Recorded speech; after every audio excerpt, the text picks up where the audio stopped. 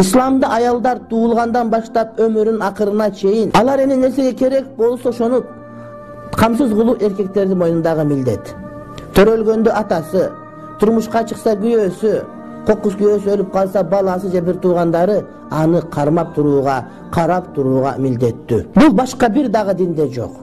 Ошон үчүн биздин кыздарыбыз аманат. Кыздарыбыз турмушка бергенде сүйлөшүп жакшы жерге гана бергенге туура келет. Ошон үчүн биз кыздарыбызды динди билбеген мусулман эместерге бере албайбыз.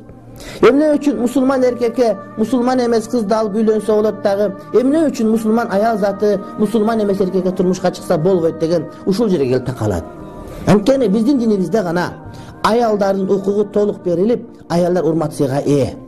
А башка диндеги кыздар келсе, аны биздин эркектерибиз алган болсо, аларды урматтап сыйлап, аларды мусулманчылыкка келүү шарт түзүп берет. Эми биздин кыздарыбыз башка диндегилер турмушка чыкса, алар кор кылып коет.